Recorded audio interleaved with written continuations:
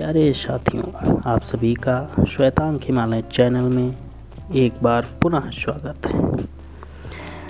गांधी जी के द्वारा लिखी पुस्तक सत्य के प्रयोग की एक अनवरत श्रृंखला जो चल रही है, उसे हम और आप साथ स्वर सुन रहे हैं, समझ रहे हैं, जिसमें अभी तक हमने पिछले 2 अध्यायों को समझा है। जन्म के विषय में गांधी जी के और उनके बचपन से जुड़ी हुई कुछ उनके द्वारा लिखी बातों को हमने सुना और समझा है।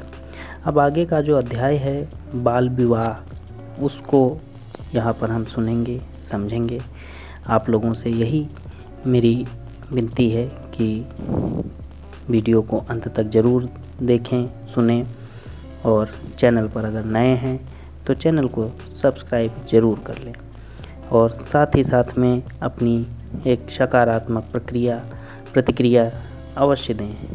आपकी प्रतिक्रिया हमें मोटिवेट करती है, हमें आगे बढ़ने के लिए प्रेरित करती है, और वह यह भी सिद्ध करती है कि जो हमारी दिशा है वो सही है।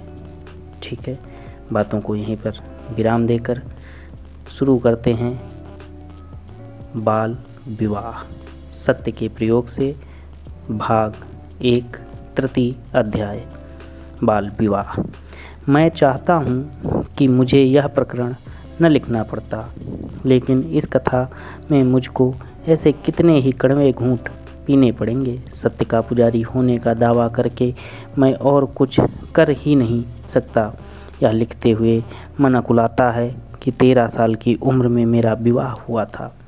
आज मेरी आँखों के सामने 12-13 वर्ष के बालक मौजूद हैं। उन्हें देखता हूँ और अपने विवाह का स्मरण करता हूँ तो मुझे अपने ऊपर दया आती है, और इन बालकों को मेरी स्थिति में से बचने के लिए बधाई देने की इच्छा होती है।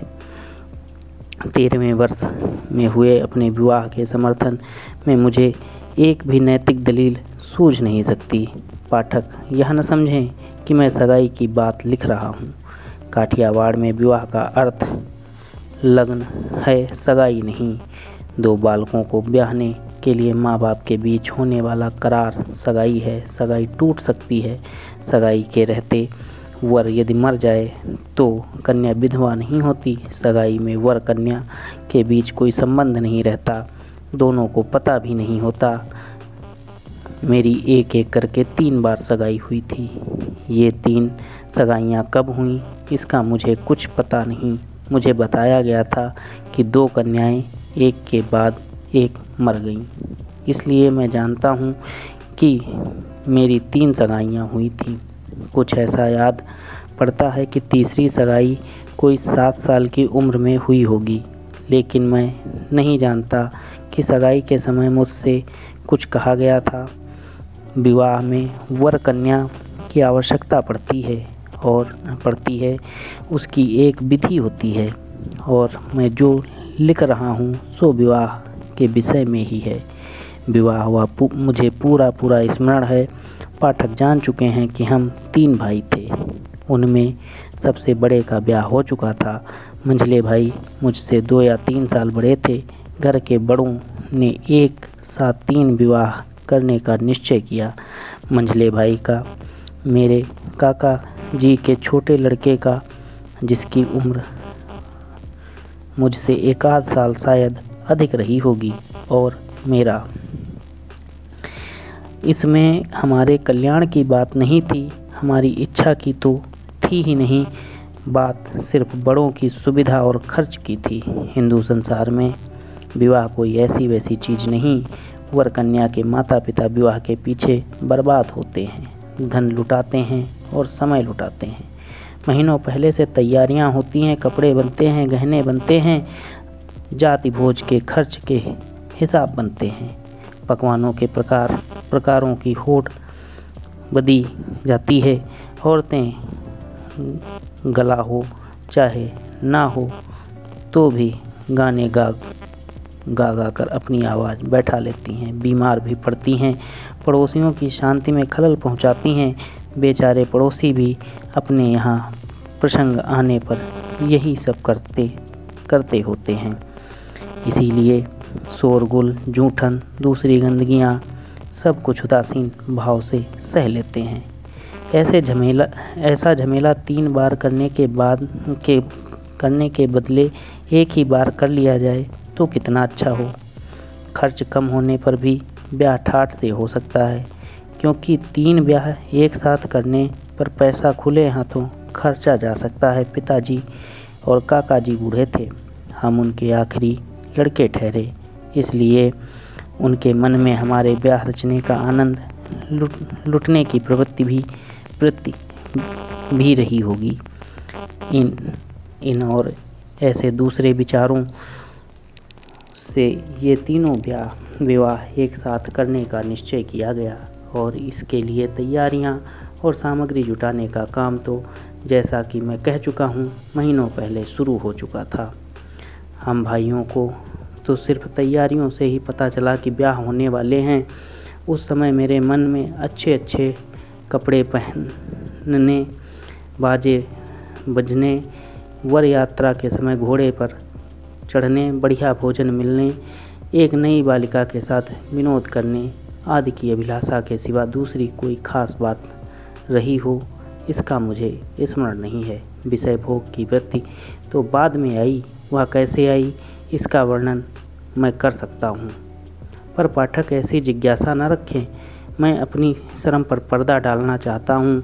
जो कुछ बतलाने लायक है वह इसके आगे आएगा, किंतु इस चीज़ के ब्यौरे का उस केंद्र बिंदु से बहुत ही थोड़ा संबंध है जिसे मैंने अपनी निगाह के सामने रखा है। हम 2 भाइयों को राजकोट से पोरबंदर ले जाया गया। वहाँ हल्दी चढ़ाने आदि की जो विधि हुई वह मनोरंजक होते हुए भी अधिक चर्चा छोड़ देने लायक है। पिताजी दीवान थे, फिर भी थे तो नौकर ही, तिस पर राजप्रिय थे, इसलिए अधिक पराधीन रहे। ठाकुर साहब ने आखिरी घड़ी तक उन्हें छोड़ा नहीं। अंत में जब छोड़ा तो ब्याह के 2 दिन पहले ही रवाना किया। उन्हें पहुंचने के लिए खास डाक बैठाई गई, पर विधाता ने कुछ और ही सोचा था। राजकोट से पोरबंदर 60 कोस है, बैलगाड़ी से 5 दिन का रास्ता था। पिताजी 3 दिन में पहुँचे।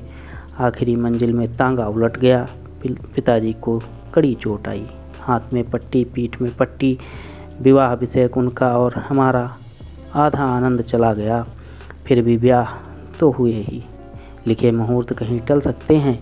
मैं तो विवाह के बाल उल्लास में पिताजी का दुख भूल गया। मैं पितृभक्त तो था ही, पर विषय भक्त भी तो वैसा ही था ना। यहाँ विषय का मतलब एक इंद्रिय का विषय नहीं बल्कि भोग मात्र है। माता पिता की भक्ति के लिए सब सुखों का त्याग करना चाहिए, यह ज्ञान तो आगे चलकर मिलने वाला था। इस पर भी मानो मुझे इस भोगेच्छा का दंड ही भुगतना हो।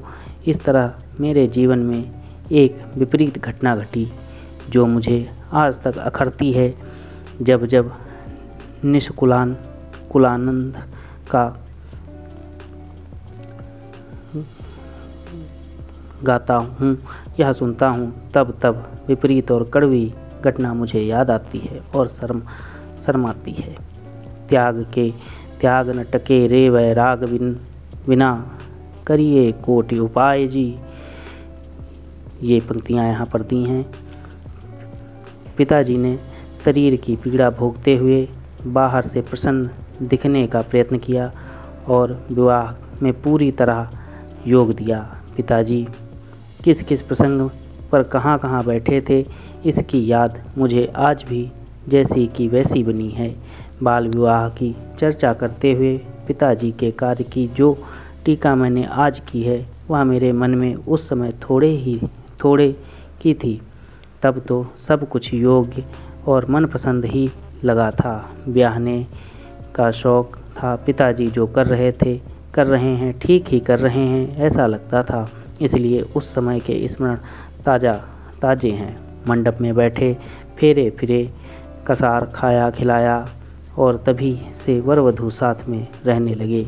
वह पहली रात 2 निर्दोष बालक अनजाने संसार सागर में कूद पड़े। भाभी ने सिखलाया कि मुझे पहली रात में कैसा बर्ताव करना चाहिए। धर्मपत्नी को किसने सिखलाया सो पूछने की बात मुझे याद नहीं। अब भी पूछा जा सकता है, पर पूछने की इच्छा तक नहीं होती। पाठक यह जान ले कि हम दोनों एक दूसरे से डरते थे, ऐसा भास मुझे है। एक दूसरे से शर्माते तो थे ही, बातें कैसे करना क्या करना सो मैं क्या जानूं।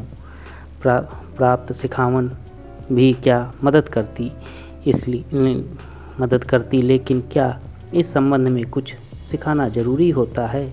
जहाँ संस्कार बलवान हैं वहाँ सिखावन सब गैर ज़रूरी बन जाती हैं। धीरे धीरे हम एक दूसरे को पहचानने लगे, बोलने लगे। हम दोनों बराबरी की उम्र के थे, पर मैंने तो पिता की सत्ता चलाना शुरू कर दिया। ये था गांधी जी के द्वारा लिखित बाल विवाह का प्रसंग, जो हमने अभी भाग 1 में सुना। आप लोगों के समक्ष मैंने इसे प्रस्तुत किया। आप इसे अंत तक अवश्य सुनें और अपनी प्रतिक्रिया अवश्य प्रेषित करें। चैनल पर नए हों तो एक बार सब्सक्राइब कर लें। आगे के सभी वीडियोस के लिए आप बेल आइकन को ज़रूर प्रेस करें। आपका बहुत बहुत धन्यवाद।